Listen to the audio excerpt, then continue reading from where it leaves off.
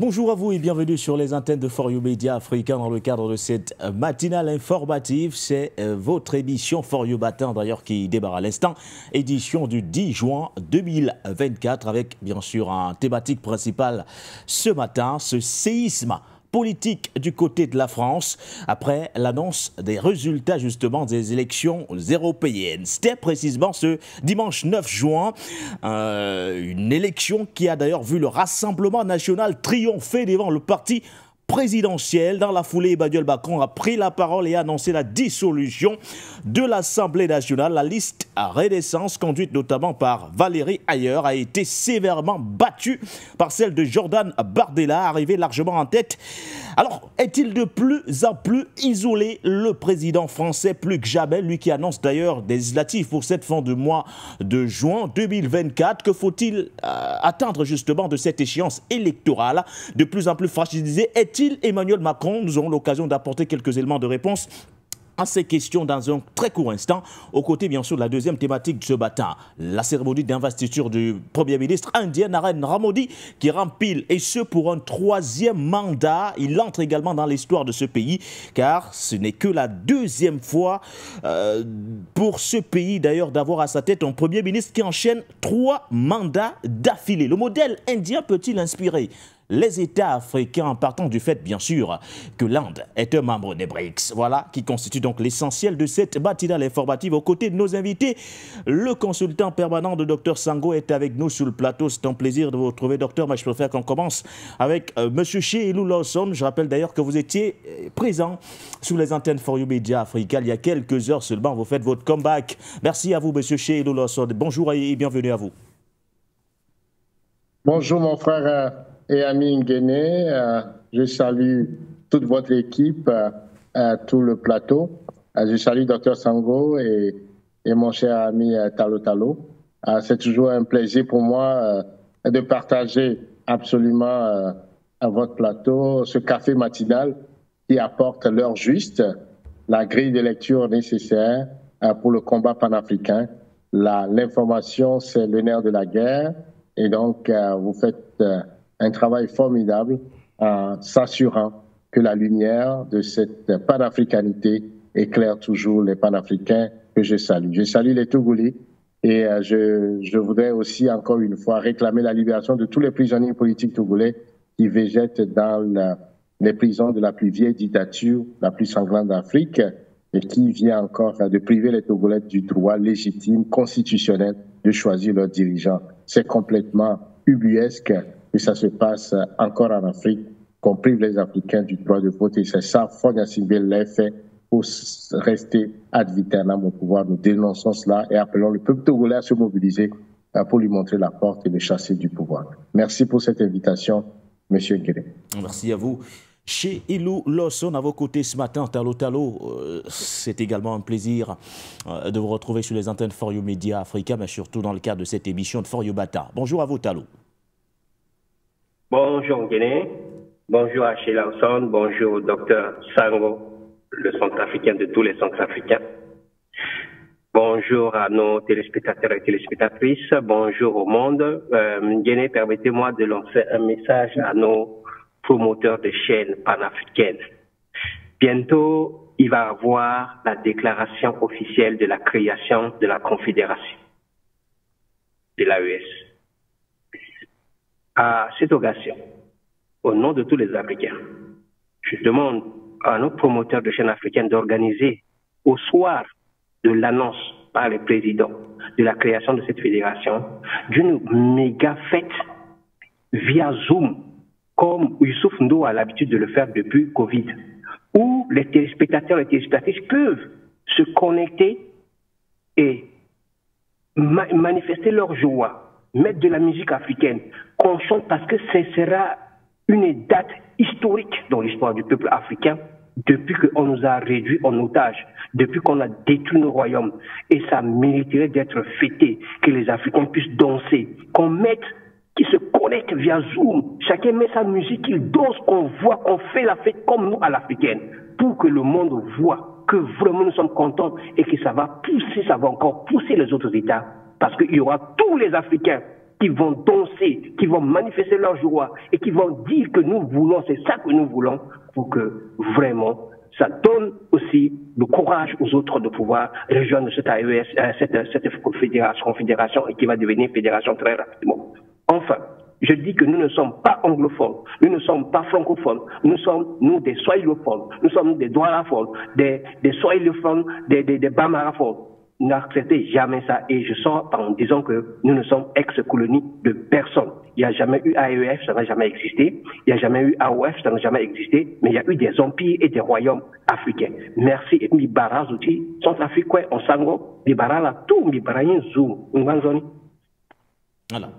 Talo, merci à vous, votre coup de gueule ce matin. Merci au docteur Sango qui nous fait également l'honneur d'être des nôtres ce matin. Je rappelle que vous êtes l'un des consultants permanents de cette émission de For You Matin. Bonjour à vous, docteur, et bienvenue.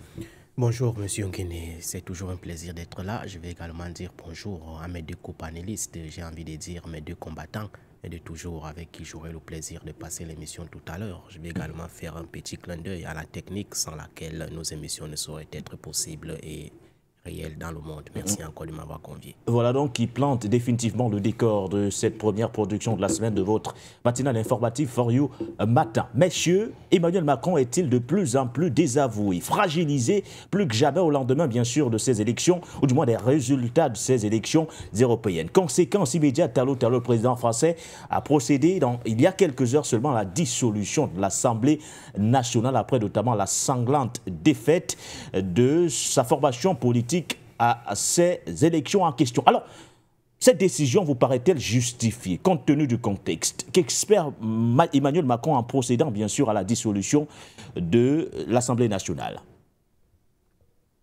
C'est une fuite de responsabilité, M. Nguéné. Macron a fui sa responsabilité. Macron est un défaitiste. Macron n'a pas assumé son rôle dans ce qui s'est passé.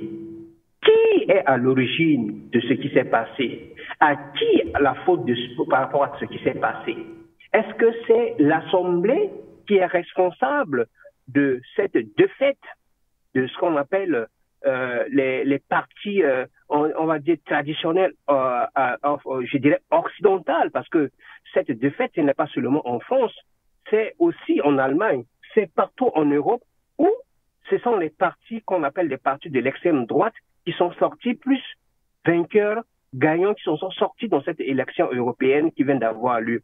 Donc, quand vous savez que vous-même, vous avez conduit une politique qui n'a pas donné ses résultats, cette politique qui a entraîné l'Europe et qui est en train d'entraîner aussi l'Europe, parce que c'est eux. Nous, on est en train de nous en sortir dans cette situation. Eh bien, vous devez assumer. C'est pas l'Assemblée nationale française qu'il faut dissoudre. C'est lui de pouvoir assumer sa responsabilité de dire je démissionne. C'est ça qu'il devait faire. Hein? Il fuit ses responsabilités, il le met sur les dos des autres. Qu'est-ce qui s'est passé? Il faut résumer. Ce qui s'est passé, c'est cette politique adoptée non seulement par la France, mais donc par toute l'Europe, par toute l'Union européenne. Hein? Non seulement contre la Russie, mais aussi contre l'Afrique. Il faut se rappeler, en faisant un résumé très rapidement des choses, l'Occident, en général, a toujours assez prospéré sur le dos de nous, les Noirs, depuis plusieurs siècles. Mais elle a encore accéléré notre exploitation pendant les 10, voire les 15 dernières années, lorsqu'elle a détruit la Libye, lorsqu'elle a détruit la République centrafricaine, en amenant les Séléka, et c'était pas c'est-à-dire qu'en droguant des gens pour pouvoir s'entretuer entre eux. Lorsqu'elle a détruit le Mali, lorsqu'elle a détruit le Sahel, lorsqu'elle a amené Boko Haram au Niger, lorsque au Cameroun, notre mon cher pays, qui est au centre, le petit continent, elle a créé ce qu'on appelle des anglophones. Alors que nous ne sommes ni anglophones, nous sommes francophones. Donc, en détruisant ces gens, au même moment où les gens se faisaient la guerre, eh bien, ils pompaient les ressources, sans parler de mon pays, le Congo RDC, hein, là où aussi ils ont pompé les richesses pendant plus de 20 ans. Moi qui suis là, qui vous parle, J'ai été témoin plus d'une centaine de fois quand j'étais jeune, j'étais encore au collège et au lycée, où quand mon papa m'envoyait au champ, on croisait l'armée française qui avait des machines qui n'étaient pas des machines de guerre, ce n'étaient pas des chars, c'était des engins géologiques qu'ils amenaient dans une zone qui n'était pas très loin de notre champ. Et on savait bien que c'était notre or. C'est une zone qui n'est pas très loin de Bangui. Quelques kilomètres, plus d'une cinquantaine de kilomètres de Bangui.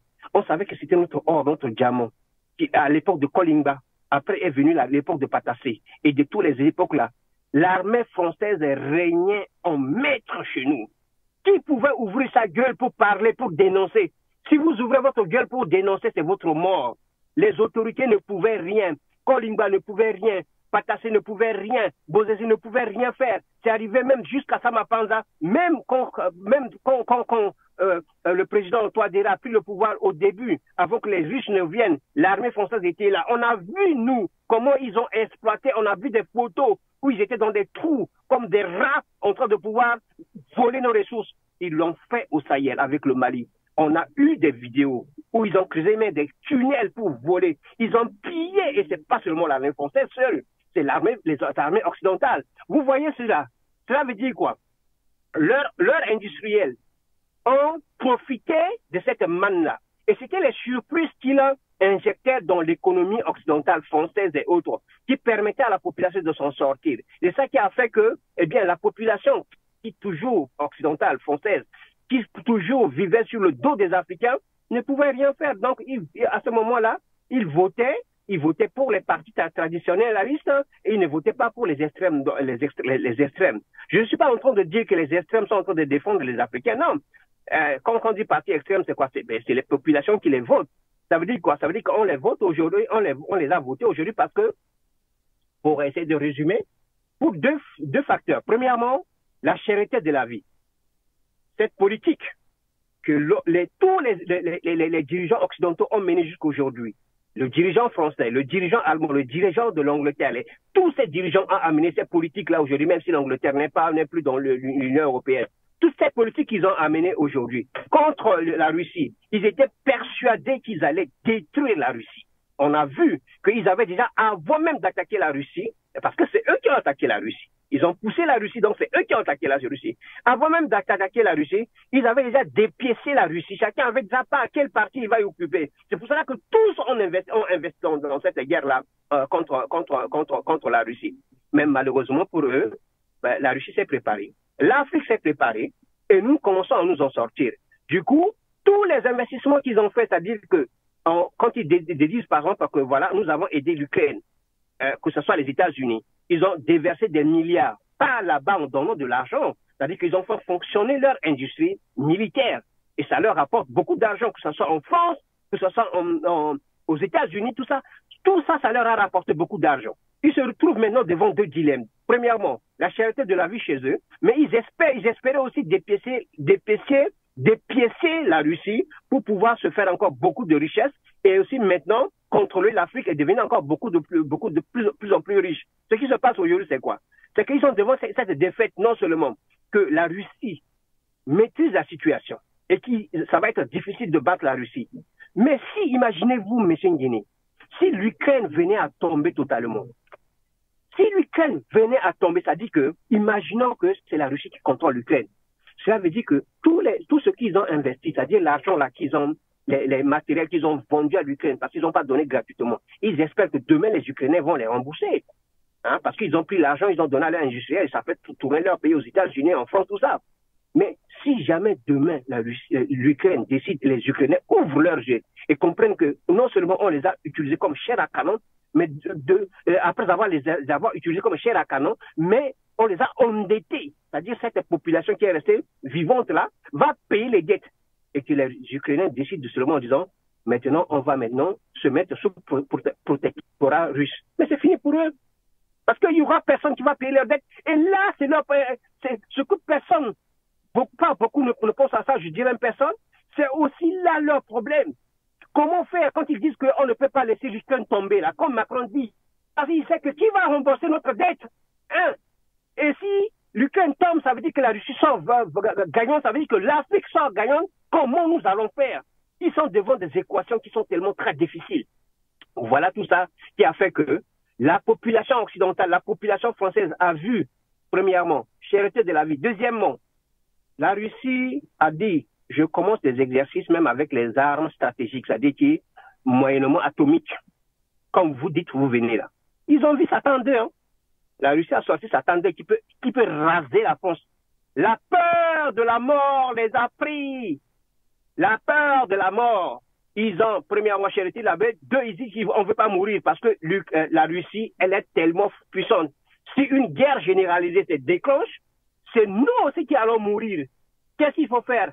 Devons-nous voter ces partis traditionnalistes tels que le parti de Macron, celui de comment il s'appelle là, le chancelier allemand, celui en Italie, etc. Devons-nous continuer avec eux et nous retrouver dans une guerre que nous n'allons pas comprendre, que nous allons mourir, ou alors on doit sauver la situation. Voilà très probablement ce qui a conduit leur réflexion pour pouvoir botter dehors et mettre maintenant en échec cette politique des politiciens occidentaux actuels. Ça ne veut pas dire qu'ils ont voté pour l'Afrique, il faut pas. Ils ont voté parce qu'ils ont pensé qu'il faut la paix dans le monde. Non, parce que si jamais Macron et les présidents des États-Unis et les autres avaient réussi leur politique de domination, qu'ils avaient détruit la Russie, je vous assure que l'extrême droite n'allait pas gagner les élections parce que l'Europe, c'est-à-dire l'Occident, ce serait encore les partis, toujours ces partis des... Donc, disons pas que c'est pour nous. On s'en fout, c'est pas pour nous. Nous seulement, on veut que la Russie gagne. Il faut que la Russie s'en sorte. Et que ça nous permet de pouvoir créer ces grands ensembles-là. D'abord, nous avons créé la Confédération et nous allons passer à la Fédération. C'est pour cela tout à l'heure que je lançais un appel en disant, ce sont des moyens que nous allons mettre en place à nos promoteurs des chaînes de télévision. Il faut organiser une méga fête où chaque Africain va s'habiller africainement. Il va mettre sa caméra, zoom, il va danser, il va manger, on va les montrer devant For You Media et toutes les chaînes panafricaines pour motiver l'Afrique. Et comme ça, les autres vont dire, ouais, ça y est, il faut maintenant pousser les autres présidents, ceux qui hésitent, ceux qui ne veulent pas, ceux qui aiment les tapis rouges, ils vont abandonner le tapis rouge pour que nous créions l'État fédéral et nous devenons puissants et que nous changeons nos programmes scolaires. Je ne vais pas mobiliser, comment on appelle, la parole, je dis mobiliser, retenir.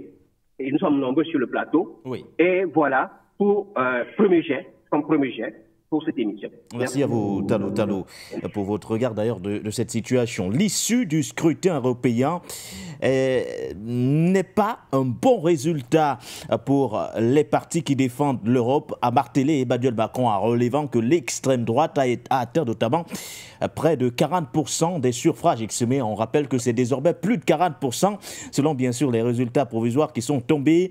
La montée des nationalistes et des démagogues est un danger pour notre nation, mais aussi pour notre Europe, pour la place de la France en Europe et dans le monde, a martelé M.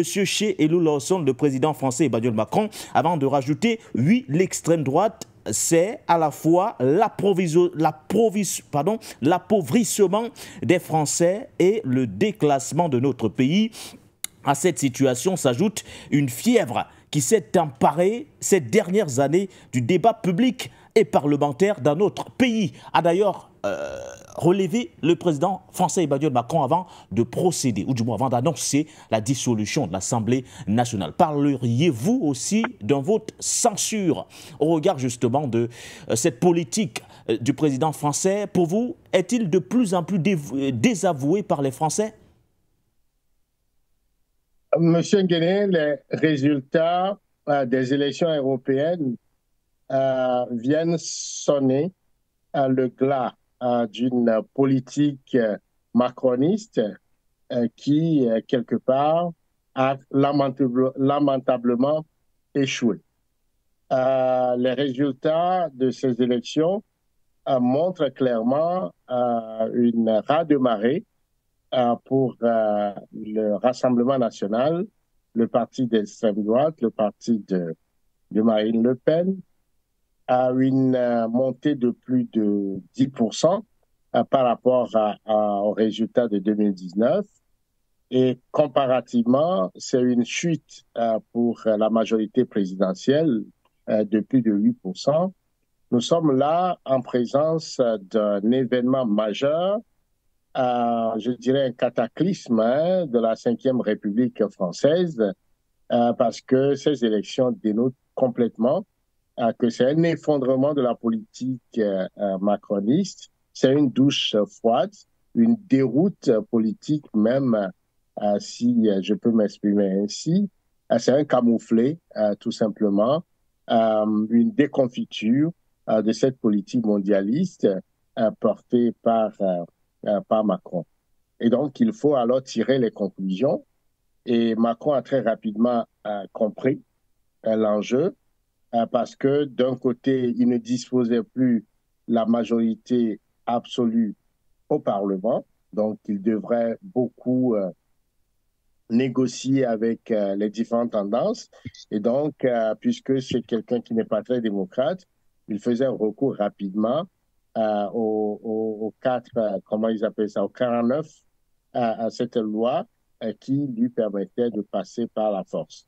Maintenant qu'il perd aussi la main au niveau du Parlement européen, alors se pose évidemment une question démocratique de légitimité, et donc sa décision de faire appel au peuple français pour déterminer la suite des événements met la France au cœur même de ce que j'appellerais, je dirais, une forme une forme de problème politique, voilà, et cette situation amène beaucoup à poser des grilles de lecture, de réflexion en profondeur. Nous sommes là au cœur du phénomène de déclin de la France. La France est déclassée sur le plan économique, le plan politique. La politique va-t-en-guerre de Macron ne marche pas. Les Français ont le sentiment qu'ils sont menacés par cette politique et ont choisi donc d'appuyer le parti qui est ostracisé depuis des années, le parti d'extrême droite aujourd'hui, qui, pour une première fois dans l'histoire, arrive en 40 ans de vie politique, à arriver à avoir un score aussi élevé que 32,3% ou 6% selon les derniers résultats. Alors, quelle grille de lecture on peut porter sur cette situation? Eh bien, la France est en convulsion.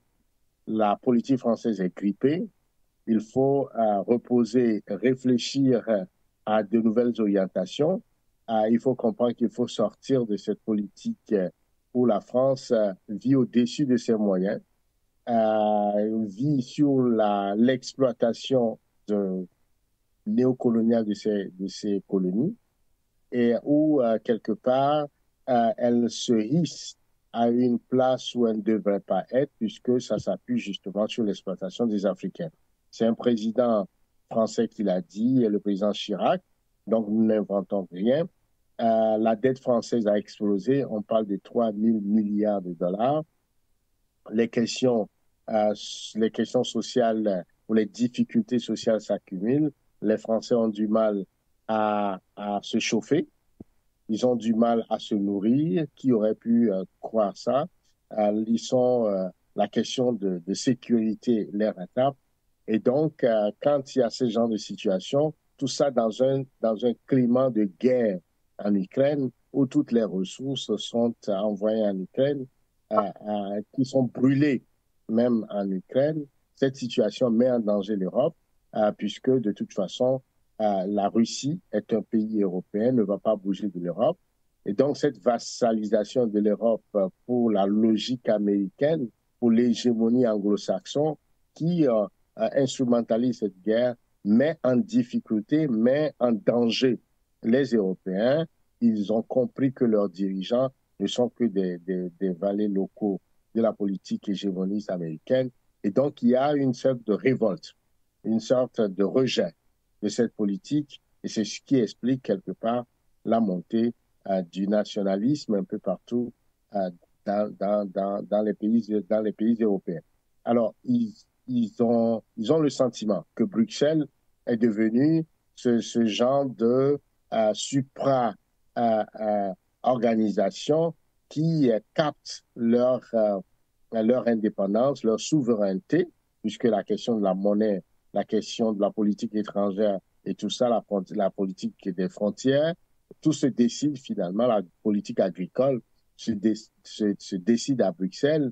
Donc, c'est des fonctionnaires qui ne sont pas élus quelque part, qui prennent ces décisions. Et pour eux, il fallait donc envoyer au Parlement européen la protestation, les partis d'extrême droite, pour aller contrecarrer ces politiques de Bruxelles qui leur imposent quelque part des injonctions. Donc, ils ont le sentiment de perdre leur souveraineté, de perdre leur fierté nationale. Et c'est ce qui fait que la politique, ou du moins l'agenda du Front National est plébiscité. On parle de souveraineté, on parle de préférence nationale, de lutte contre l'immigration. L'immigration est désignée comme le bouc émissaire.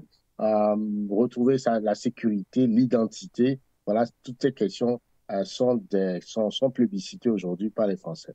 Là où les Français se trompent, quelque part, c'est qu'on a l'impression qu'ils ont vécu dans une forme de, je dirais, de bonheur, sans comprendre que leur niveau de vie dépend essentiellement de l'exploitation de l'Afrique. Et donc, quand les partis nationalistes parlent de la préférence française, de leur identité, de leur souveraineté, etc., eh bien, ils se rendront très rapidement compte que c'est une politique mise en place par De Gaulle, la France-Afrique, qui nourrit la France. La preuve, le Niger a décidé de prendre sa souveraineté. On a vu déjà que les Français ont de la difficulté à se chauffer et à s'éclairer, tout simplement parce qu'il y a un problème au niveau justement de la gestion de la souveraineté, de la nationalisation. Justement, M. Ché, partant de ce que vous évoquez, on a l'impression que nous sommes en plein dans les raisons qui peuvent justement justifier, entre autres, cette débâcle ou alors ce séisme politique aux élections européennes du parti présidentiel. Alors, mais dans le fond, dissoudre l'Assemblée nationale, est-ce que c'est la bonne décision aujourd'hui, puisqu'on entend beaucoup de voix s'élèvent, même du côté de la France, pour exiger la démission du président français Emmanuel Macron? La dissolution de l'Assemblée, il faut avouer que Macron c'est un joueur, c'est un jeune joueur qui pense que, bon voilà, il est le Jupiter de la politique française. Et donc, puisque sa politique qu'il a menée au début, qui a séduit, hein, il n'est ni gauche ni droite, il est une forme d'alchimie entre la gauche et la droite, donc les partis traditionnels devaient disparaître. Donc, il n'y avait pas d'idéologie que le mondialisme, n'est-ce pas, d'une certaine façon, d'être coopté par les multinationales, les banques, les puissances américaines. Et donc, cette logique qu'il a su bien cacher a séduit les Français, puisqu'ils étaient un peu fatigués par cette dialectique gauche-droite qui ne changeait pas fondamentalement les conditions de vie des Français. Donc, la Macronie a été un peu a séduit par sa jeunesse, par sa vivacité, par ses idées, mais on s'est rendu compte rapidement que c'est une déception sur toute la ligne. Et donc, Macron n'a pas le contenu, il n'est pas à la hauteur, il ne maîtrise pas les enjeux, il n'a pas l'expérience qu'avaient les présidents, ses prédécesseurs, en termes de pôle de gouvernance, n'est-ce pas, de la politique française, européenne et mondiale. Et donc, il a multiplié tellement d'erreurs qu'il a finalement convaincu de son inefficacité. Et donc, aujourd'hui, la dissolution de l'Assemblée est un coup de poker, d'abord de façon très stratégique, selon lui, c'est pour reprendre la main, parce qu'il y a une dynamique politique antidémocratique en France qui consiste à chaque fois à avoir ce qu'on appelle un épouvantail. Donc, l'extrême droite Le Pen, c'est le danger, c'est le mal. Et quand Le Pen ou son parti monte, ça force tous les autres partis, le Parti socialiste, le centre, l'extrême droite, l'extrême gauche, tout ça à s'unir contre le parti d'extrême droite de Le Pen. Vous aurez pu remarquer qu'au deuxième tour de l'élection présidentielle où Lionel Jospin avait perdu au premier tour et que le Pen est monté au deuxième tour, mais ça a permis à Chirac, qui était complètement rejeté par les Français, et bien finalement on a fait ce qu'on appelle une union sacrée, n'est-ce pas? Même la gauche a voté pour Chirac, tout simplement pour faire un blocage à la montée de l'extrême droite qui est devenue l'épouvantail réellement au niveau de la politique française. Et donc, les présidents français sont toujours choisis. Pour pouvoir les choisir, il suffit seulement de faire monter l'extrême droite, de passer au deuxième tour, et automatiquement, le président français est élu. Parce que personne ne voulait avoir tout sauf Le Pen. Et donc, ça a marché depuis un certain temps. Et aujourd'hui, il nous semble que le président Macron veut encore sortir cette stratégie de sa jupe baissière pour amener les Français à voir le danger de la montée de l'extrême droite, du parti de Marine Le Pen, pour amener les Français à lui donner une majorité confortable au Parlement pour continuer sa politique. Il ne comprend pas que fondamentalement, son rejet, le rejet de la Macronie, a amené la majorité, même la classe ouvrière au niveau de la France, à soutenir de façon comme un rejet, comme une rébellion, n'est-ce pas, le parti de Marine Le Pen. Donc, de toute évidence, il se trompe sur la ligne puisque ce parti va continuer par monter et même va prendre le pouvoir parce qu'il va être obligé d'avoir un Premier ministre issu de l'extrême droite, ce qui ne s'est jamais passé en France. On ne peut même pas se l'imaginer, mais c'est ce qui va arriver. Et donc, le restant de son mandat va être une forme de cohabitation très difficile, puisque d'un côté, il y a une politique nationaliste qui est de l'utopie en réalité, et une politique assez ouverte, mondialiste aussi, qui est rejetée par les Français. Donc la France va davantage se plonger dans cette difficulté, et c'est son déclin, son déclassement qui va s'accélérer de toute façon, puisque la France-Afrique aussi arrive à la fin de arrive à la fin de son paroxysme d'une certaine façon. Voilà ce que je vois comme analyse de la situation au niveau de la France. Cette démarche du président Macron, c'est d'amener à un sursaut des Français en les mettant devant leurs responsabilités. Mais c'est une erreur factuelle, c'est une erreur monumentale, puisqu'il vient de donner la manche avec laquelle il va être coupé, saucissonné, en tout cas rejeté comme l'un des présidents qui a amené la montée du nationalisme du parti de Le Pen au pouvoir. Merci à vous, M. Chi. Et nous lançons, si vous nous rejoignez à l'instant sur les antennes For You Media Africa, nous parlons de ce séisme politique du côté de la France au lendemain, justement, des résultats des élections européennes. La déroute du parti présidentiel Macron a donc décidé officiellement de dissoudre l'Assemblée nationale. Décision logique ou pas, Dr Sango, au moment où certains estiment qu'il aurait pu tout simplement démissionner au lendemain de ce revers, de cette débâcle? Je pense que le monde va très mal et l'Europe davantage parce qu'aujourd'hui, nous sommes en train de voir à travers ces élections que les Européens dans leur ensemble et les Français en particulier sont en train de comprendre que Emmanuel Macron a orienté son regard ailleurs au lieu de s'attaquer aux grandes problématiques qui concernent le vécu et le quotidien des Français. Je pense qu'au-delà du désaveu, c'est un vote de sanction qu'on vient de voir aujourd'hui du côté de la France, où les Français et les Européens, de manière totale, viennent de dire non à cette politique européenne que Emmanuel Macron et ses pairs sont en train de porter vis-à-vis du monde, vis-à-vis de l'Europe et vis-à-vis de l'Afrique.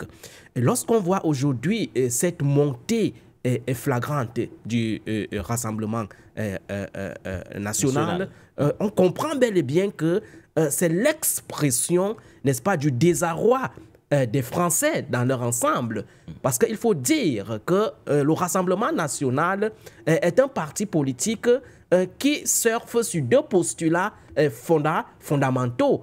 Le postulat, n'est-ce pas ici, de la souveraineté des nations, c'est-à-dire le fait que chaque pays doit s'occuper de ses problèmes du point de vue interne, et le postulat, n'est-ce pas, de l'immigration qui est en train d'envahir l'Europe tout entière aujourd'hui. Il faut rappeler que ce problème d'immigration n'est rien d'autre que la politique française, la politique européenne dans les pays africains qui n'arrivent pas à laisser la main libre à ces pays africains de disposer d'eux-mêmes, de penser par eux-mêmes, de penser leur économie par eux-mêmes. Cette politique donc de spoliation, cette politique d'oppression, cette politique, n'est-ce pas, de déstabilisation des politiques européennes en Afrique a donc comme conséquence immédiate l'envahissement de l'Europe. Et aujourd'hui, on voit que l'Europe suffoque. L'Europe n'arrive pas à réguler le problème d'immigration. L'Europe n'arrive pas à parler avec unanimité et univocité sur ces problèmes d'immigration. Donc aujourd'hui, les Français sont en train de comprendre que au lieu de continuer à faire confiance à ces politiques qui ne comprennent rien, mieux vaut tenter avec un parti politique qui prône, n'est-ce pas, la souveraineté des États, qui prône le nationalisme des États sur le plan international. Mais pour Emmanuel Macron, la montée en puissance de ce nationalisme est une mauvaise nouvelle pour la France, mais surtout pour l'Europe, de façon générale. Mais vous savez qu'en Europe et en France, on a caricaturé le Rassemblement national comme étant un parti dangereux, comme étant un parti totomique. C'est cette caricature qui continue à hanter aujourd'hui le comportement d'Emmanuel Macron. Or, cette caricature est en train de sortir au fur et à mesure des consciences des Français et des Françaises pour intégrer la réelle politique. Parce que c'est de ça qu'il est question aujourd'hui. Vous ne pouvez pas caricaturer un parti politique et ne pas donner, n'est-ce pas, les conditions efficaces aux Français. Donc aujourd'hui, on veut expérimenter ce rassemblement national comme étant l'expression d'un désaveu ou alors d'une déception aux autres partis classiques. Donc ça c'est ça c'est la première chose concernant la politique internationale dans les pays africains avec le problème de l'immigration. De deux, les Français et les Européens sont en train de dire non à la vassalisation de l'Europe par l'Amérique. Parce qu'aujourd'hui, on voit que l'Europe est en train de se livrer comme étant une colonie de l'Amérique. L'Europe est en train, n'est-ce pas, de se laisser utiliser par les États-Unis dans leur construction hégémonique au niveau mondial. Les Français et les Européens sont en train de dire non à cela. La preuve, c'est au niveau de cette guerre russo-ukrainienne, où on voit comment les Européens dans leur ensemble n'arrivent pas à se prononcer de manière immuable. Et vous voyez comment les Français, le président Emmanuel Macron est un va-t-en-guerre concernant cette politique, cette guerre russo-ukrainienne, qui est une guerre européenne, mais qui est manipulée et impulsée par les États-Unis qui sont hors de l'Europe. Cette guerre russo-ukrainienne a des conséquences inévitables dans le vécu des quotidiens. Parce qu'on voit bel et bien que le fait de rester dans cette guerre-là, il y a ce qu'on appelle les dépendances économiques qui sont embrigadées.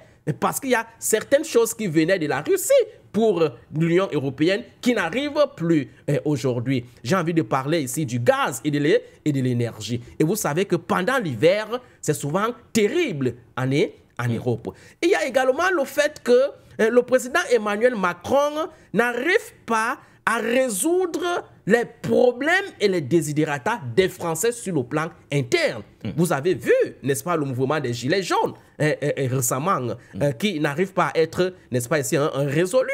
Emmanuel Macron n'arrive pas à poser les problématiques politiques de la France dans l'agenda, n'est-ce pas, du gouvernement. Donc, aujourd'hui, les Français sont en train de comprendre que Emmanuel Macron est plutôt là pour satisfaire les intérêts, n'est-ce pas, des cargans financiers.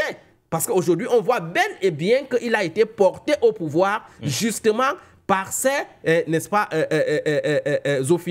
officines financières qui orientent son agenda politique.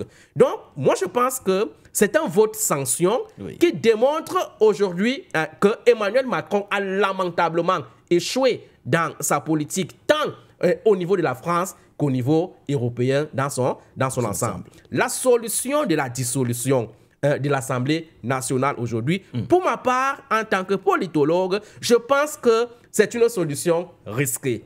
C'est une solution risquée, pourquoi? Parce qu'en réalité, il y a des précédents historiques. On voit bel et bien que Mitterrand, De Gaulle et Jacques Chirac, en 1997, ont essayé cette approche, cette solution. Ça a plutôt produit l'effet pervers, l'effet boomerang, l'effet contraire. Donc aujourd'hui, en s'y engageant dans les mêmes conditions, Emmanuel Macron risque de recueillir plutôt un effet contraire qui risque de porter à la tête du Parlement une majorité qui viendra de l'opposition. Et cela sera tellement dangereux pour lui parce qu'on va imposer à ce dernier une sorte de cohabitation jusqu'en 2027. Et si Emmanuel Macron est, n'est-ce pas ici, obligé à faire avec la cohabitation, il sera réduit au niveau de ses engagements politiques, au niveau de ses engagements décisionnels. Parce qu'à partir du moment où le Premier ministre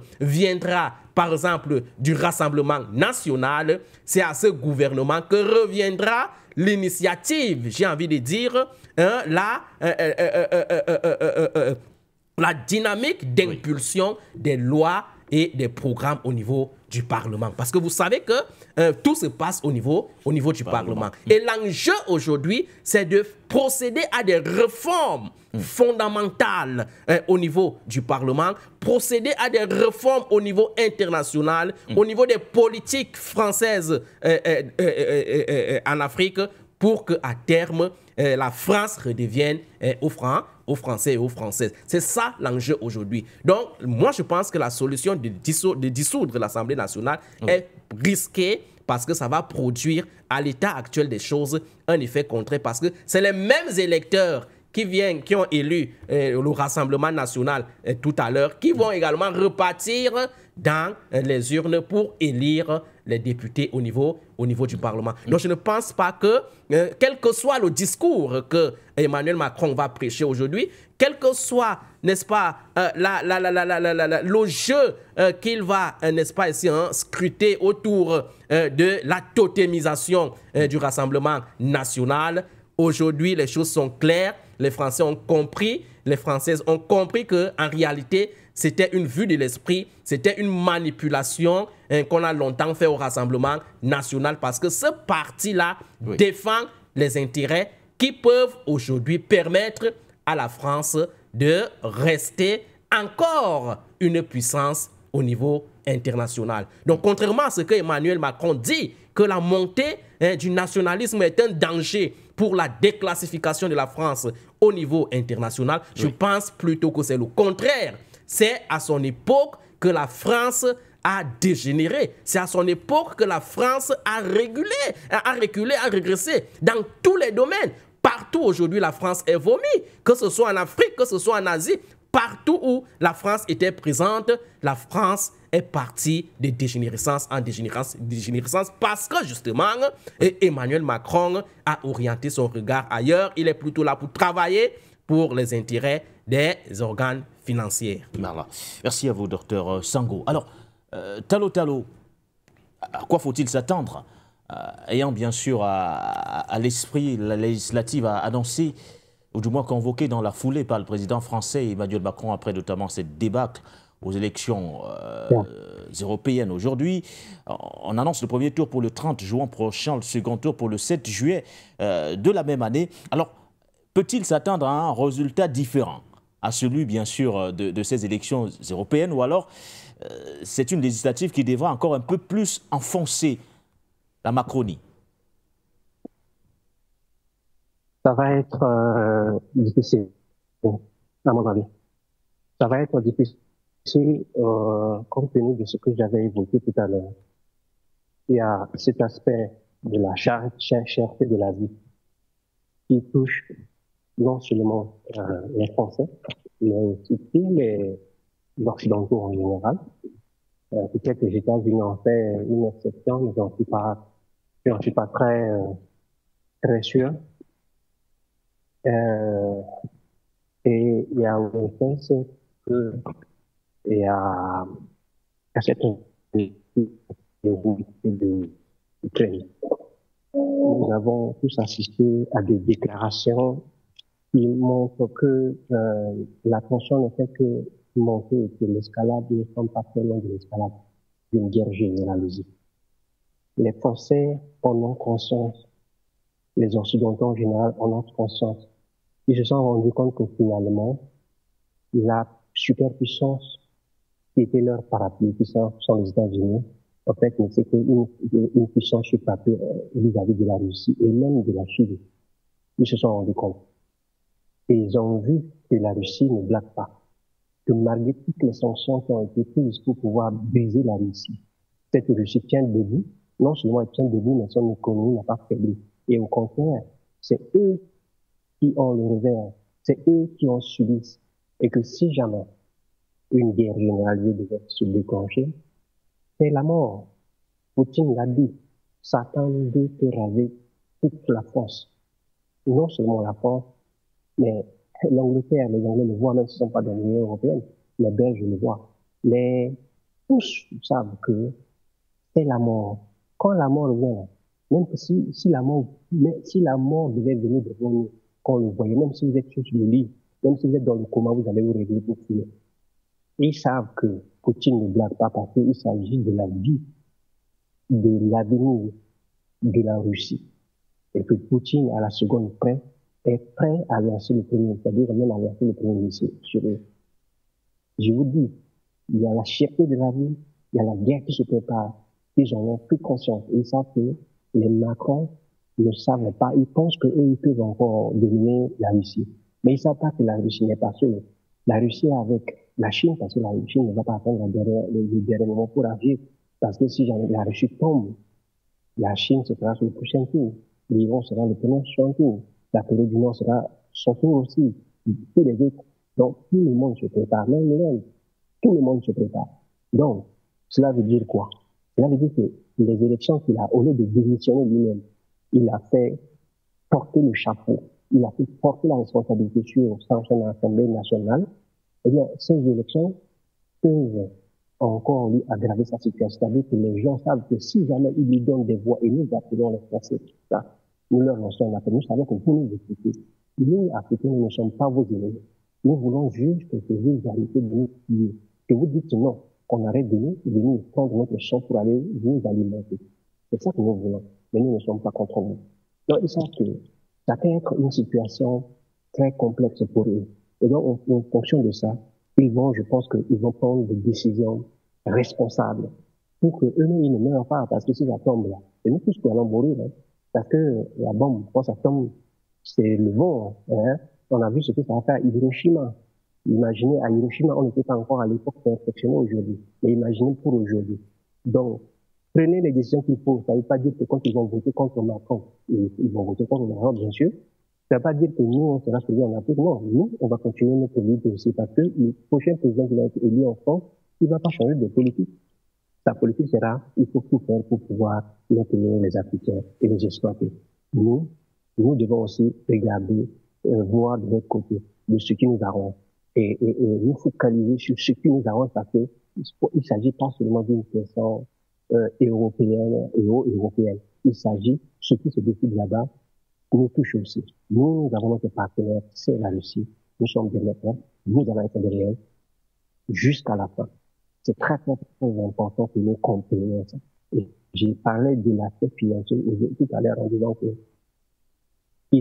si l'Ukraine tombe, qui va rembourser leur argent qu'ils ont investi? Ils se posent beaucoup de questions par rapport à ça. Et nous appelons les Ukrainiens ici. Réfléchissez, est-ce que vous voulez payer la dette?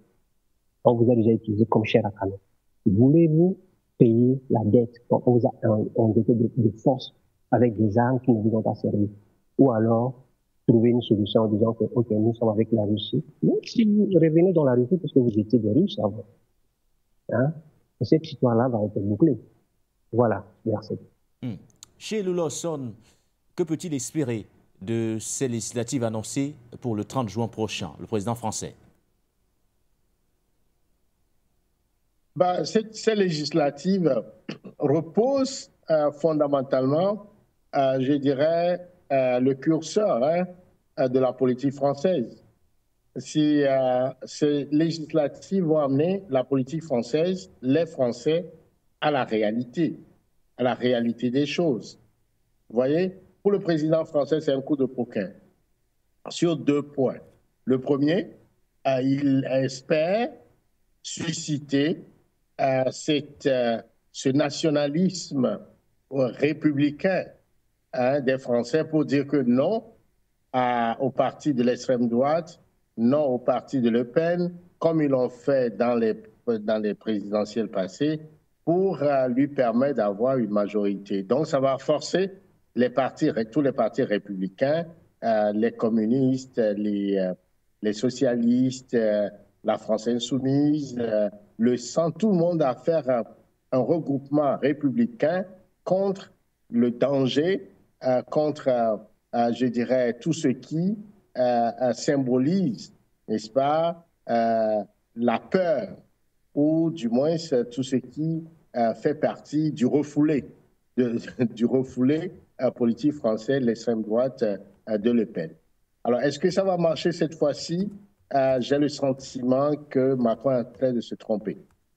Le deuxième levier sur lequel il est en train de tabler, c'est que si finalement il soit obligé, les élections ne lui donnent pas raison et que c'est un Premier ministre issu du parti Le Pen, ça va être quand même quelque chose d'assez nouveau, d'une certaine, je dirais, un événement quand même, un événement assez improbable dans le ciel politique français. Alors, de voir quand même les lepénistes monter au pouvoir, alors il veut les mettre devant le fait accompli, de façon à ce que, un Premier ministre issu du Rassemblement national, face à la réalité du pouvoir, parce que quand on est dans l'opposition, il y a un certain nombre de discours assez listes, faire des promesses complètement farfelues, mais la réalité du pouvoir est tout à fait autre. Donc, devant les faits accomplis, le parti de Le Pen va se dégonfler, va être complètement laminé, et donc, allant vers 2027, ce parti, les Français vont se rendre compte que, bon, vraiment, c'est de la poudre aux yeux, c'est du populisme. Ils n'ont pas les éléments, n'est-ce pas, nécessaires pour pouvoir mener une politique de transformation structurelle de la France et de répondre aux besoins des Français. La question est le plus parti venir au front. Dans un monde très aujourd'hui mondialisé, on va voir comment cela est possible. Ils veulent, par exemple, avoir une politique, je dirais, très raciale et racisée vers que la force ouvrière, que, je dirais, la main-d'œuvre qui porte l'économie française, ceux qui se lèvent très tôt et se couchent très tard, c'est des immigrants qui sont venus d'un peu partout, notamment de là. Et donc, la puissance française s'appuie sur l'immigration, sur la force du travail de tous ces intellectuels, de tous ces ingénieurs, n'est-ce pas, africains qui ont fait des études brillantes, mais qui se sont réduits à faire le travail que personne ne veut faire en France. Ça aussi, ils font semblant de ne pas le voir, mais la réalité va les rattraper. voyez, sur la question même, on sait que la France n'est pas un pays qui dispose des ressources naturelles dans son sous-sol. Et donc, va se poser la question pour ceux qui veulent être nationalistes, qui veulent la France, la France, la France, mais la France sans les autres, la France n'existe pas. Donc, ils vont également très rapidement être confrontés à cette réalité et qui va les faire comprendre que le pétrole qu'ils utilisent là en France, ben, ça vient du Congo. L'or, la France ne produit pas d'or, mais la France dispose de quantités énormes d'or dans son sous-sol et est je crois, 3e ou 4e producteur d'or en Europe. Tout ça, ils vont se rendre compte que tout ça est monté sur l'exploitation de l'Afrique. Donc, il y a sur le plan idéologique, sur le plan politique, un quiproquo qui va se poser. Comment on peut être nationaliste, c'est-à-dire faire privilégier la préférence nationale, se recroqueviller sur nous-mêmes, être nationaliste, français, français, français, et en même temps développer une politique d'exploitation des autres. Il va falloir donc, de ce point de vue, eh bien, les Africains doivent souhaiter que le parti de droite arrive en France pour qu'ils puissent s'appuyer se recroqueviller sur la France, même s'il faut que les Africains, ou du moins les immigrants quittent la France, il faudrait qu'ils le fassent pour que la réalité les rattrape. Et là, ils comprendront que leur niveau de vie, oui. En économie, on parle de coût d'indifférence. Alors, Monsieur Chelou, lorsqu'on a vous écouté, l'arrivée des partis de droite, du moins de l'extrême droite, pour vous serait une bonne nouvelle pour les Africains? C'est une bonne nouvelle. A priori, les gens ont peur de ce parti. Les gens se disent, ben, quand il vient, nous sommes foutus. Mais non, en réalité, il faudrait qu'on les mette devant le fait accompli. Il faudrait qu'ils exercent le pouvoir pour comprendre justement les limites d'un certain nombre de discours qui sont des discours assez populistes et qui séduisent je dirais, les populations qui sont confrontés à la difficulté économique, à l'inflation, à un pouvoir d'achat qui baisse. Et donc, on rend les immigrants responsables de ça. C'est complètement des discours farfelus qu'ils tiennent tout simplement pour aller quelque part titiller, n'est-ce pas, le sentiment nationaliste, la xénophobie, pour penser que c'est les autres qui sont responsables, alors que c'est ces Africains qui constituent la cheville ouvrière, n'est-ce pas, de l'économie française sur tous les plans, d'une certaine manière. Mais ils ne le voient pas et tiennent ce discours-là et très rapidement, ils vont être rattrapés. Donc Macron compte sur ça pour aller vers 2027, puisque lui-même n'est plus candidat. Et donc, cette tentative ou cette possibilité pour Marine Le Pen devienne président de la France, ben, va être confronté à la réalité pour que les Français se disent en 2027, ben, finalement, c'est pas ça la solution. Il faut revenir à une politique plus raisonnable, à l'intégration européenne, à la mutualisation des efforts sur le continent pour faire face aux géants. L'Europe, les pays européens pris individuellement ne peuvent plus, dans cette concurrence de la mondialisation, faire face à la Chine, faire face à la Russie, faire face à l'Afrique, qui est en train de s'organiser aussi aux États-Unis, au Canada. Donc, quelque part, il faut que l'Union européenne retrouve cette union, n'est-ce pas, au niveau économique, au niveau politique, au niveau anthropologique, pour survivre. Autrement, ça va être très difficile pour les pays européens qui, à un moment donné, ont dominé le monde à travers l'esclavage, la colonisation, la néocolonisation. Ils vont se retrouver des États complètement déclassés et même des États pauvres avec l'évolution de la dynamique mondiale. Et donc, de ce point de vue, eh ben, les partis de Le Pen, en tout cas, ne le voient pas. Ils vont se confronter à cette réalité. Donc, Macron compte pas pour pouvoir arriver. Vous savez, en politique, les politiciens disent autre chose aujourd'hui, autre chose le lendemain. Fondés à ces réalités-là, ils vont ajuster leur discours, ils vont ajuster leur narratif par rapport à la réalité et accuser peut-être Macron d'être responsable. En tout cas, cette politique qui va consister à ce dualisme à la tête de l'État français va davantage créer des crises cycliques qui feront en sorte que la France va se plonger davantage. Et la France qui plonge, c'est la chance pour les Africains de se libérer de cette France. Quand elle est unie, c'est plutôt des mesures d'exploitation, de domination, de violence qui sont déployées à l'extérieur de la France. Mais quand la France elle-même est en crise, en difficulté, c'est une chance de libération pour les pays africains. Finalement, il faut comprendre que les Français ont quand même raison de rejeter, comme l'a dit tout à l'heure Dr Sango, deux éléments fondamentaux.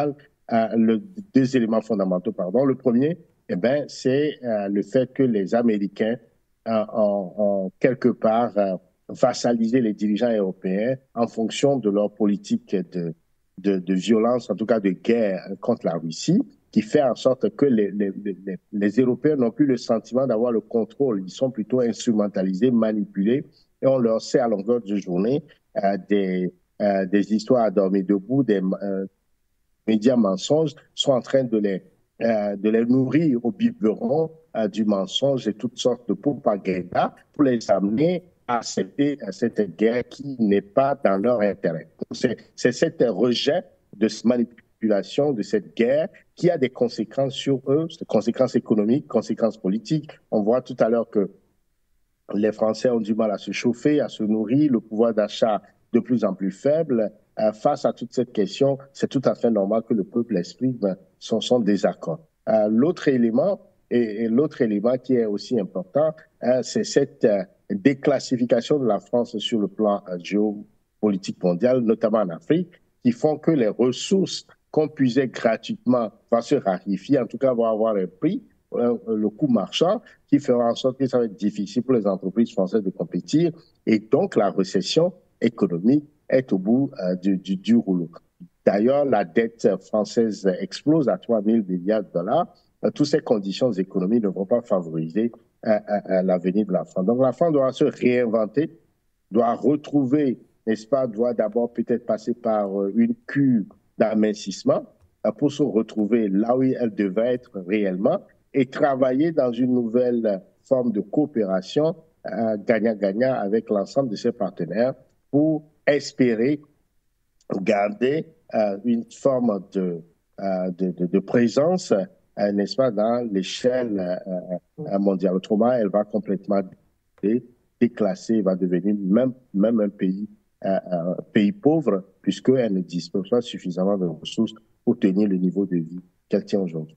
Donc, nous sommes là en train de voir comment les multinationales, comment la finance internationale a fabriqué des dirigeants de toutes pièces, a prôné quelque part des modes de vie, je dirais, assez déviants, et qui a encouragé une sorte de caste politique, un caste à pouvoir manipuler la population, à faire en sorte que la démocratie perde toute valeur. Et voilà, nous en sommes les conséquences de ça aujourd'hui, et qui permet la montée de ce nationalisme qui, depuis la fin de la Deuxième Guerre mondiale, depuis la guerre le nazi, on a tout fait quand même pour que ces mouvements soient complètement minorisés. Mais aujourd'hui, ils ont le vent en poupe, ils montent en puissance. La montée des nationalistes, c'est déjà des guerres en perspective, puisque les nationalistes finissent toujours par s'affronter entre elles.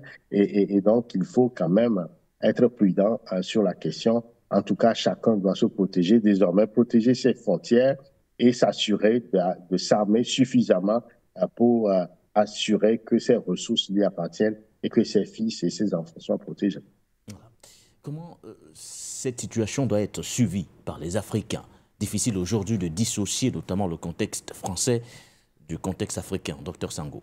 Oui, il y a un lien consubstantiel avec ce qui se passe aujourd'hui en Afrique, parce que contrairement à ce que les téléspectateurs disent là, puisque j'ai essayé de parcourir le message des téléspectateurs là qui pensent que ce sujet ne concerne pas l'Afrique, il y a un lien consubstantiel entre le continent africain, parce qu'on voit bel et bien que ce vote sanction est la conséquence des politiques machiavéliques de la France en Afrique, lorsqu'on sait la position que la France s'était donnée en Afrique, lorsqu'on sait le passé de la France en Afrique, lorsqu'on sait la politique d'oppression de la France en Afrique. On comprend donc bel et bien que le fait que la France soit aujourd'hui en difficulté, c'est justement parce que l'Afrique est en train de s'en affranchir de son influence, l'Afrique est en train de dire non, l'Afrique est en train de lutter pour sa libération et sa souveraineté. Donc, le message que nous pouvons tirer aujourd'hui et intégrer dans le continent africain, c'est quoi? C'est que il faudrait aussi qu'il y ait en Afrique la montée des leaders nationalistes. Parce que le nationalisme en tant qu'idéologie rime avec la souveraineté. Il n'y a pas de nationalisme sans souveraineté.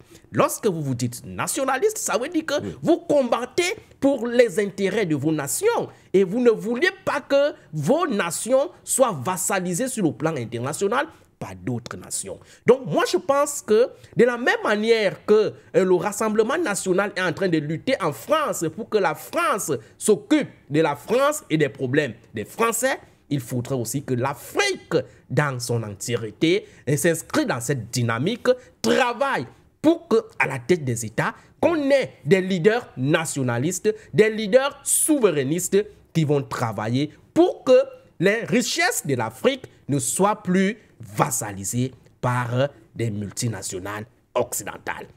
Et dans le cas actuel des choses, je pense que nous avons un exemple le plus patent. Les États de l'AES qui ont décidé de prendre un nouveau paradigme, une nouvelle direction aujourd'hui et qui travaillent dans le sens de cette nationalisation de leur nation. Vous savez qu'aujourd'hui, le discours que les États de l'AES sont en train de prêcher à travers leur action, c'est un discours qui vise à se déconnecter des puissances occidentales, un discours qui vise à rendre l'Afrique aux Africains, un discours qui vise à prendre en main la souveraineté de l'Afrique par les Africains. Donc, M. Nguéné, il y a un lien. Il y a un lien avec ce qui se passe en France aujourd'hui, parce que le monde est aujourd'hui interconnecté. Et partout où la France est en difficulté aujourd'hui, c'est justement parce qu'il y a eu, n'est-ce pas, la montée, n'est-ce pas, des acteurs qui ont compris que cela ne doit plus perdurer, cela ne doit plus continuer, mais aussi et surtout cette défractation des pôles de centralité sur le plan international qui fait en sorte que cet unilatéralisme qui était porté par les États-Unis encore, en conjugaison avec ses alliés tels que la France, la Grande-Bretagne et l'Allemagne, est aujourd'hui en difficulté par un contre-pouvoir qu'on appelle les BRICS. C'est ça qui fait en sorte qu'aujourd'hui, le monde est en train de se restructurer dans le sens de son équilibre. C'est pour cela qu'on parle de plus en plus d'un monde multipolaire. Donc, les conséquences aujourd'hui au niveau des nations européennes, c'est ce que nous sommes en train de vivre là. Les nations sont en train de comprendre à partir de leurs citoyens que ce que leurs politiques ont longtemps fait sur le plan international ne les a pas servis. Ça a plutôt produit des contre-résultats qui font en sorte qu'aujourd'hui, ces peuples-là sont obligés de voter contre ces dirigeants-là à l'effet de leur dire non, parce que ce que vous faites n'est pas bien. Donc, il y a un message important. L'Afrique doit continuer dans cette dynamique-là, parce que lorsque la France se porte mal, ça veut dire que l'Afrique se porte bien. Il faudrait donc qu'on capitalise dans cette situation, parce que c'est une situation qui va viser à libérer le continent africain dans son ensemble. Comment capitaliser justement sur ce qui se passe actuellement? Comment capitaliser partant de ce séisme politique? Monsieur Chelou Lawson au regard justement des enjeux sur le continent africain. Capitaliser sur la situation, il me semble que la question du débat idéologique va se poser de façon tout à fait dans toute sa clarté. On ne peut pas d'un côté parler de nationalisme en France et en même temps que ce parti nationaliste qui prend le pouvoir en France vient encore continuer par utiliser ou exploiter le système d'exploitation mis en place par De Gaulle. Il faut quand même remarquer que De Gaulle est de droite. Mais c'est De Gaulle, pour le nationalisme, pour le bien de la France, qui connaissait la situation de la France au sortir de la Deuxième Guerre mondiale, a compris que tenir l'Empire français pour mieux exploiter ces ressources-là gratuitement pour pouvoir reconstruire la France. Si les Français sont suffisamment avertis sur le sujet et qu'ils comprennent que leur niveau de vie est de façon corrélée avec l'exploitation du continent africain. Et s'ils en sont conscients, eh bien, le discours de rejet de l'étranger, des Africains, le discours de rejet, n'est-ce pas, de l'immigration, eh bien, c'est un discours sur lequel ils mettraient des bémols. Il y a certains partis qui l'ont compris, les partis socialistes, les partis, même Macron et tout ça, ils l'ont compris, mais eux, ils semblent ne pas le comprendre. Donc, à un moment donné, il va falloir quand même que ce discours nationaliste pour la France s'applique aussi à l'Afrique. Et donc, ça va permettre de pouvoir aller vers la rupture des accords léonais, la rupture des contrats économiques et aussi de l'exploitation de l'Afrique sur les questions également de défense et de sécurité. Donc, de ce point de vue, eh ben, il faut appliquer de façon tout à fait magistrale le remède du berger à la bergère. Donc, de ce point de vue, il me semble que ce discours doit avoir des conséquences sur l'Afrique. On va voir comment Marine Le Pen va pouvoir négocier avec les relations avec les pays africains, puisqu'ils n'aiment pas les Noirs, ils n'aiment pas les Africains, ils veulent que les Africains les aiment chez eux, d'accord? Et bien, les Africains aussi, chez eux, vont pouvoir également jouir pleinement de leurs relations, de leurs ressources, de leurs richesses, d'une certaine façon. Donc, c'est intéressant quand même, de ce point de vue, ceux qui pensent que cette union, n'est-ce pas, cette union française que De Gaulle avait proposée après la conférence de Brazzaville, que Gaston Defferre devait implémenter. Et beaucoup d'Africains ont eu à ça. La France et l'Afrique, c'est la même famille, c'est le même pays, c'est le même ensemble. Nous sommes des Africains, nous sommes des Français, etc. Alors là, nous avons du mal à vous écouter. Monsieur Chelou Lawson, je pense qu'on va tout d'abord aller au standard et prendre Monsieur Kofi avant de revenir vers vous, en attendant bien sûr que le signal soit rétabli. Nous allons prendre Monsieur Kofi qui est avec nous. Vous appelez depuis la Côte d'Ivoire. Bonjour à vous. Bonjour, Nguéré. Bonjour à vos invités. Bonjour aussi aux journalistes. Monsieur Nguéré, vous voyez, même les Français n'aiment plus Emmanuel Macron. Même les Français n'aiment plus Emmanuel Macron. Donc les Africains, tu penses que Emmanuel Macron, elle est papa, elle est sponsor. Soit il couvre pour aller en France et cherche les 4 mandats, n'ont qu'à bien réfléchir. Donc, quand je dis ça, je voulais revenir un peu sur Marine Le Pen. Marine Le Pen n'a jamais dit que n'aime pas les Africains. Il n'a jamais dit que n'aime pas les Noirs.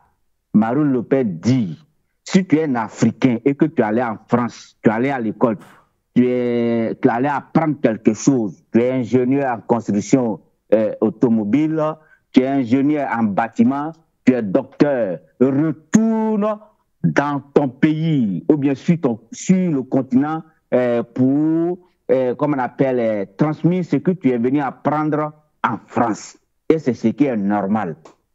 C'est ce qui est normal. Un être humain qui va à l'étranger pour apprendre quelque chose, il faut retourner chez toi pour que vraiment ta région, ou bien ton pays, ou bien ton continent bénéficie de ce que tu as acquis comme connaissance ailleurs. Donc, ce qui est normal. Marine Le Pen n'a jamais dit qu'elle n'aime pas les Noirs. Non, non, non. Il n'a jamais prononcé ça. Moi, je suis l'actualité de Marine Le Pen. Il dit que tu allais en France, tu allais à l'école, tu allais apprendre, il faut aller en Afrique ou dans ton pays pour aller pratiquer ça dans ton pays. Voici ce qu'il a dit et voici ce qu'il pense. Et c'est ce qui est normal et c'est ce qui est juste. Et ce qui est juste. Donc, monsieur le journaliste, Je vous signale que depuis 4 jours, comme ça, ma notification ne passe pas. Donc, je suis en retard sur l'émission. Vraiment, je vous salue. Je salue tout le monde. Je salue vos invités. Que Dieu vraiment vous bénisse, vous donne la santé aussi aux techniciens et le travail fait pour l'Afrique aboutit pour l'indépendance totale. Merci beaucoup. Merci pour tout ce que vous faites pour l'Afrique ce matin. Merci beaucoup. Monsieur Kofi qui appelle depuis la Côte d'Ivoire.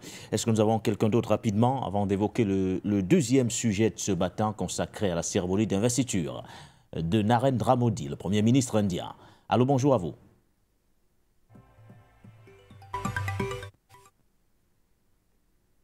Allô, est-ce que vous nous recevez? Ah, il est bien présent. Bonjour, monsieur Baudelaire. Bonjour à vous. Oui, c'est Anthony David de Bakouta. Oui, permettez de saluer Dr Sango et de saluer aussi M. Dr Shirley Lawson et M. Talo.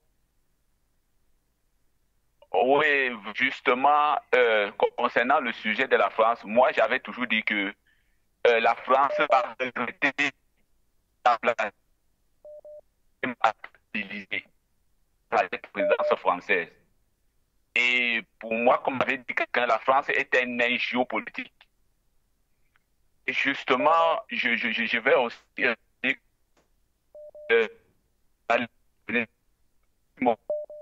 en quoi ça nous regarde. Parce que quand je m'en rends compte que la France soit en mal ou que la France soit bien ou que la France soit en difficulté, parce qu'Ahmed Sékou Touré, il n'avait pas attendu que la France soit en mal pour qu'il puisse dire au général de Gaulle de foutre le camp, c'est-à-dire de lui foutre le camp. Malgré que la France avait toujours trouvé de quoi pouvoir menacer la Guinée-Conakry.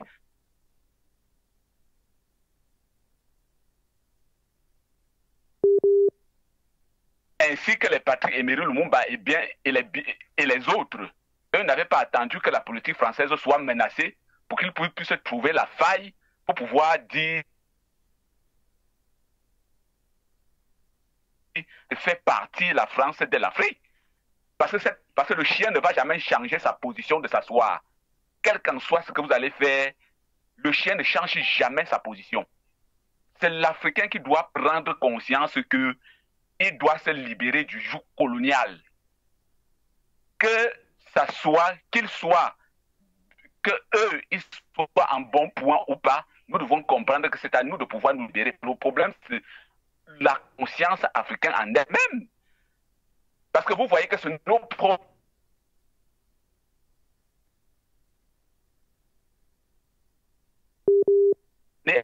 élites, c'est nos élites politiciennes ou les élites d'affaires, ce sont eux qui nous amènent à la table du capitalisme occidental néolibéral. Et sont eux qui détruisent l'Afrique. Est-ce que l'Afrique en a pris conscience elle-même?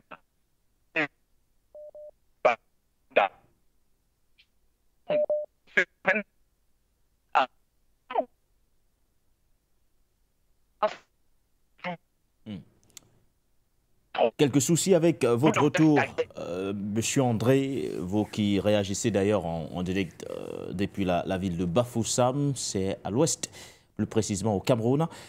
Je pense que vous aurez l'occasion de revenir. Le standard, il reste ouvert pour tous ceux qui voudraient notamment interagir avec nous. Nous parlons justement de ce séisme politique dans l'univers, ou du moins de ce séisme dans l'univers politique français, avec notamment cette débâcle du parti présidentiel aux élections européennes. Le parti d'Emmanuel Macron largement battu. Ce parti dont la liste était conduite notamment par Valérie ailleurs à ces élections. Résultat immédiat, du moins conséquence immédiate, la dissolution de l'Assemblée nationale. Alors, bonjour à vous et bienvenue. Allô? Oui, bonjour monsieur. Vous vous appelez comment? Je me nomme Kandem Dian. Oui. Alors, est-ce que vous nous écoutez? Ok, oui, je vous écoute. Bonjour monsieur et bienvenue à vous. Okay. Bon. En ce qui concerne la politique de France en Afrique, elle est victime de ses propres turpitudes. Parce que par rapport à tout ce qui se passe sur le continent africain, il y a une prise de conscience générale qui fait de plus en plus, en quittant de l'Afrique de l'Ouest, en passant par l'Afrique centrale. Il y en a beaucoup qui ont pris conscience, même à travers la création de l'AES. Et il y a beaucoup de personnes qui ont compris que la France luttait depuis 12 ans contre le terrorisme dans le Sahel. On s'est rendu compte qu'en 12 ans, le terrorisme a envahi tout le Sahel. Bon, maintenant, ils sont rendus compte que, au fur et à mesure que ce soit le Mali, Burkina, Mali, ils ont créé l'AES. Et en l'espace d'un an, le Mali a retrouvé pratiquement 70% de son territoire, pas même 80%, à travers récemment la prise de ville de Kidal, où ils avaient fait de là leur sanctuaire, et avec beaucoup de richesses, ils s'accaparaient de tout. Ils se sont rendus compte que c'était le banditisme organisé. Donc, il y a de plus en plus, il y a une prise de conscience générale sur le continent africain. Donc, bonne émission à vous. Voilà ce que j'avais à dire. Donc, elle n'est que victime de ses propres turpitudes. Voilà. Victime de ses propres turpitudes. Merci pour votre contribution ce matin. Merci. Est-ce que nous avons quelqu'un d'autre, un dernier appelant ce matin, avant certainement de revenir sur le plateau aux côtés de nos invités, Talo Talo, M. Chéoulou, encore le docteur Sango, en présentiel avec nous. Allô, bonjour à vous et bienvenue.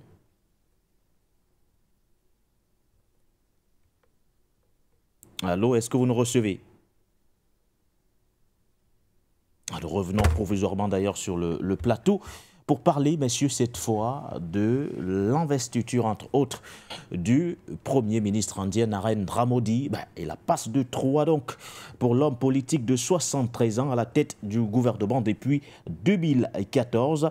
On rappelle d'ailleurs que c'est historique, notamment pour l'Inde, car il s'agit simplement de la deuxième fois dans son histoire qu'un Premier ministre réussit donc à enchaîner 3 mandats de suite. Narendra Modi vient donc de réaliser un nouvel exploit dans ce que nous avons souvent l'habitude de qualifier en Afrique, chez Lawson, de problématique autour d'un 3e mandat. Alors, l'exemple indien peut-il parler aux Africains, compte tenu du contexte, M. Ché?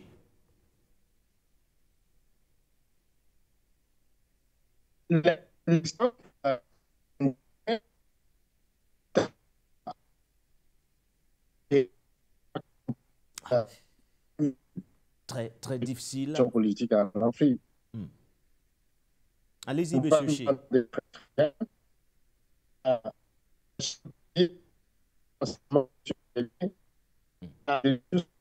Alors, M. Ché, je vous propose d'attendre légèrement, ou du moins d'attendre un tout petit peu, pour que le retour soit, entre autres, beaucoup plus fluide à notre niveau, parce que là, on a de sérieuses difficultés à vous avoir.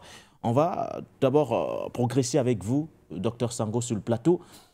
Est-ce que l'Inde aujourd'hui parle à l'Afrique? Quand on voit un Premier ministre de la carrure notamment de Narendra Modi enchaîner 3 mandats de suite, on se pose la question pourquoi ça fait autant de problèmes lorsqu'il s'agit des chefs d'État africains sur le continent africain. Je pense que l'Inde aujourd'hui, à travers ce 3e mandat de leur Premier ministre, démontre tout simplement qu'en réalité, la politique d'un État est spécifique à son environnement. D'accord? On ne doit pas toujours chercher à généraliser les systèmes politiques, les régimes politiques, la manière, n'est-ce pas, de s'organiser de chaque État, puisque à terme, chaque pays a ses réalités, et a son histoire, a son anthropologie qui lui est propre. Donc moi, je pense que du côté de l'Inde aujourd'hui, c'est historique, comme vous venez de le dire, parce que lorsqu'on fait l'histoire, on voit bel et bien qu'il n'y avait que le président et le Premier ministre Nehru qui avait jusque-là réussi à remplir jusqu'au troisième mandat. Oui, il avait dirigé le pays entre 1947 et 1964, plus précisément. Je vous propose de faire une pause, Dr Sango. Nous prenons cet appelant qui nous rejoint à l'instant. Allô, bonjour à vous et bienvenue. Bonjour. Bonjour monsieur, vous vous appelez comment?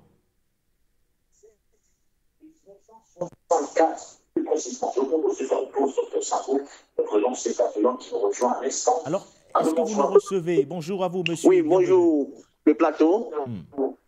Appelle Fanougi depuis Bénin. J'aimerais intervenir par rapport à la police par rapport à l'Afrique. Ben, allez-y, monsieur, vous êtes en direct. Allez-y.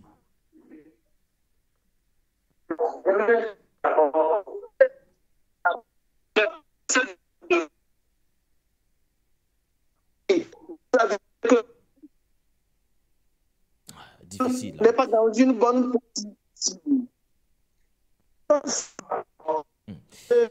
Difficile de l'avoir, ce téléspectateur, difficile vraiment. Je pense tout de même qu'on va essayer de voir ce qu'il y a lieu de faire, surtout à notre niveau, pour régler cela rapidement. Mais vous parliez justement de ce fait historique tout de même à la tête de l'Inde, docteur Sango. Vous êtes revenu sur l'exploit réalisé notamment par Jawaharlal Nehru, le père de l'indépendance indienne d'ailleurs, qui avait dirigé le pays entre 1947 et 1964. Le deuxième aujourd'hui, deuxième Premier ministre à le faire, c'est Narendra Modi. 3 mandats d'affilée. 3 mandats, je disais d'entrée, pour dire qu'en réalité, ce n'est pas isolé. Ce n'est pas isolé parce qu'en réalité, c'est la conséquence du bilan de ce Premier ministre au niveau de l'Inde. On voit bel et bien que depuis que ce dernier est arrivé comme Premier ministre, il a fait des réformes qui sont en train de porter des résultats aujourd'hui dans l'économie indienne. On voit bel et bien que sur le plan international, le Premier ministre a réussi à repositionner l'Inde comme étant une puissance moyenne. On voit aujourd'hui le rôle de l'Inde dans cette structure qu'on appelle les BRICS aujourd'hui. On voit aujourd'hui l'Inde dans la restructuration de l'économie mondiale. Donc moi je pense que ce 3e mandat est l'expression de la satisfaction des Indiens qui voient en ce Premier ministre quelqu'un qui peut, quelqu'un qui est adapté, quelqu'un qu'il faut au moment qu'il faut. Donc aujourd'hui, il faut tout simplement savoir que le monde est en train de changer et les pays, à travers leurs citoyens, ont beaucoup plus besoin des acteurs politiques, des hommes politiques qui comprennent les enjeux du monde aujourd'hui. Donc le 3e mandat du Premier ministre indien aujourd'hui est l'expression de son bilan qui est, pour ma part, positif parce qu'on voit que la croissance de l'Inde est en grandissante. On voit que l'Inde est en train de se propulser comme étant une puissance au niveau international. On voit que l'Inde est en train de s'inscrire dans la dynamique de la Chine. Aujourd'hui, vous savez que c'est l'un des pays qui caracole au milliard aujourd'hui en termes de démographie, en termes de population.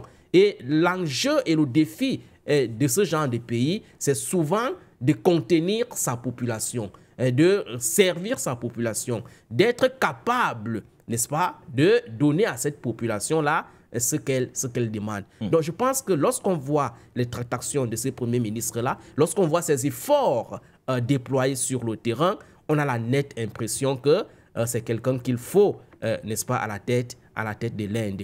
Pour ce qui concerne, n'est-ce pas, la querelle du 3e mandat. Moi, je pense que le 3e mandat n'est qu'un mot. Lorsqu'on parle 3e mandat, on peut parler 10 mandats, 4 mandats, 1 mandat, 5 mandats. Moi, je pense que c'est un discours qui distrait. C'est un discours qui distrait et auquel les Africains, puisqu'il faut toujours faire un lien avec le continent africain, auquel les Africains ne devraient pas s'y attendre aujourd'hui. On a toujours réussi à démontrer ici que l'objectif de chaque leader, l'objectif de chaque système politique, c'est d'améliorer les conditions de vie de ses concitoyens. C'est d'être capable de satisfaire les besoins de sa population.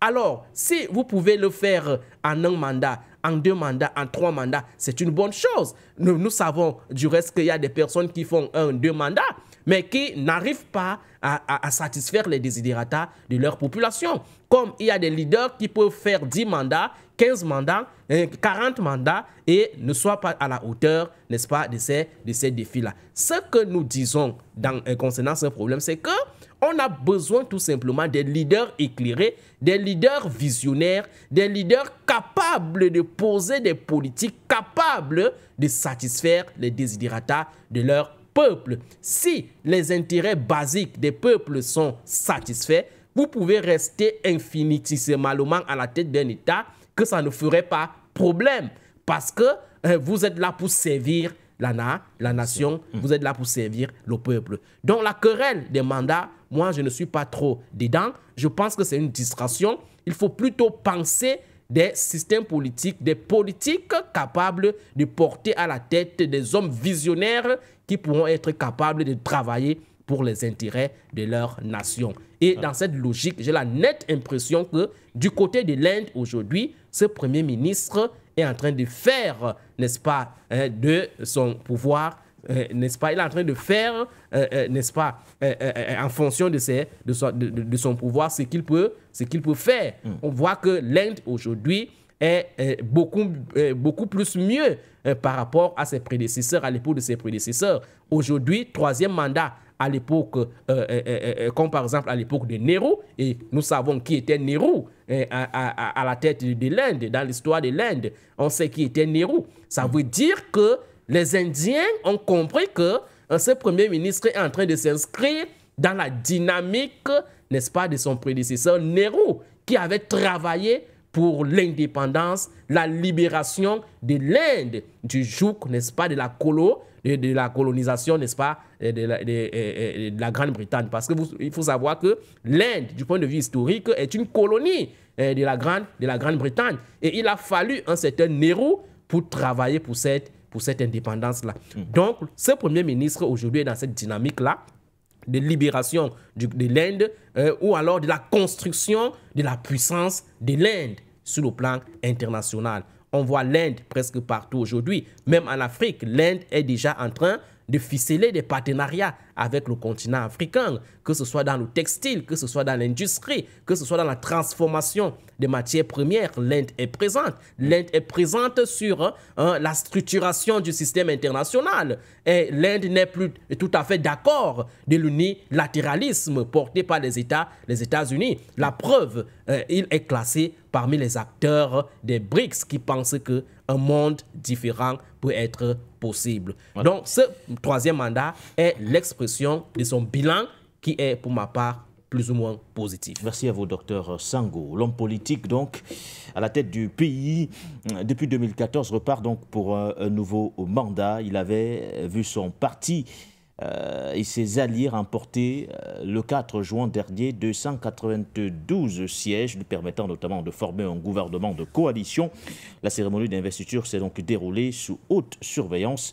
Plus de 2500 agents de force de l'armée garantissant notamment la sécurité. Autour du palais présidentiel, le ministre de l'Intérieur, Amin Chap, et celui de la Défense, Rajnath Singh, ont également prêté serment et continueront de travailler au gouvernement. Le Premier ministre, Narendra Modi, lui, a réagi, il s'est exprimé en ces termes, je cite, « Ce troisième mandat sera celui des grandes décisions. Le pays va écrire un nouveau chapitre dans son développement. Je vous le garantis. » Fin de citation, a déclaré Narendra Modi. Alors, Monsieur Chelou Lawson, que vous inspire justement le modèle indien sous l'ère Narendra Modi? C'est un modèle très intéressant. C'est un modèle quand même qui fait partie des modèles, je dirais, les plus efficaces en termes de gestion d'un pays aussi peuplé. Il faut rappeler que l'Inde, c'est 1,4 milliard d'individus. Vous voyez, c'est une superficie de plus de 3 300 000 km². Donc l'Inde, c'est un très grand pays, un pays très peuplé. Et pour gérer ce pays, ça prend quand même une certaine ingéniosité dans la structure de gouvernance. Mais ils ont choisi une structure de gouvernance démocratique. Et donc, c'est pourquoi tout à l'heure, je disais qu'il n'y a pas de parallélisme de forme à faire avec les formes de gouvernance en Afrique. Ici, nous sommes en présence d'une vraie démocratie Et la question du mandat me semble-t-il très importante parce que ça fait partie de la structure de gouvernance. Il me semble que les Africains ou les panafricanistes qui estiment qu'on peut faire 10, 20, 100 ans à la tête d'un pays, quelque part, oublient un aspect important. Ce n'est pas le mandat en soi qui est important. Ce qui est important, c'est le mécanisme de contrôle du pouvoir. S'il n'y a pas de mécanisme de contrôle du pouvoir, nous sommes dans la dictature. Et quand on rentre dans la dictature, il n'y a plus d'efficacité, il n'y a pas de compte à rendre, il n'y a pas d'évaluation. Par contre, s'il y a un système de gouvernance, d'évaluation démocratique, en ce moment-là, le mandat est un acte de souveraineté confié aux dirigeants. Mais souvent, les systèmes que nous avons en Afrique, c'est des systèmes où le peuple n'a pas le contrôle sur le mandat, n'a pas la possibilité de l'évaluer, n'a pas la possibilité aussi d'apprécier le travail, n'est-ce pas, les résultats que le dirigeant engage. De ce point de vue, le dirigeant devient paresseux, il n'a de compte à rendre à personne, et donc il fait ce qu'il veut, il finit par la kakistocratie. Voyez. Et c'est pourquoi c'est important le mandat. Dans le cadre de l'Inde, c'est une démocratie. C'est-à-dire que c'est le peuple qui vote. Et les élections qui se sont passées en Inde actuellement, pour donner un ordre de grandeur, sur les 1,4 milliard de personnes, ils ont enregistré plus de 900 millions de votants. Ça s'est passé sur une période en 7 phases, sur plus de 6 semaines. Donc, vous imaginez la machine électorale pour faire voter tout ça, et la compilation des résultats, le traitement, jusqu'à ce qu'on puisse sortir les résultats. Donc, ce qui suppose que cette démocratie à la base permet de faire émerger de grands dirigeants. Elle a été bénie par ces dirigeants, que ce soit Gandhi, l'esprit de Gandhi, de Gandhi continue par planer sur ce pays. Vous avez évoqué tout à l'heure sur le plan de Nehru. Et donc, ce système conduit les dirigeants. C'est quelqu'un qui se lève par la force et s'impose à ce système de gouvernance. Donc, de ce point de vue, c'est important. Le mandat devient le métronome, l'instrument de mesure, pour non seulement évaluer le travail qui est fait, la gouvernance, être capable aussi d'apprécier les résultats. C'est important. S'il n'y a pas d'élément de contrôle, d'évaluation, de reconduite, ça devient une dictature et ça n'a pas d'efficacité. La plus-value disparaît. Donc, il me semble qu'on ne peut pas comparer l'Inde à ce qui se passe en Afrique. C'est depuis 1950 que l'Inde est une république considérée comme la démocratie la plus peuplée au monde. Et de ce point de vue, l'Inde a pu faire ses preuves, malgré quelques velléités, surtout religieuses. Vous savez que l'hindouisme est la religion la plus pratiquée en Inde. Il y a quelques religions comme l'islam, comme le bouddhisme ou encore la religion chrétienne, mais aussi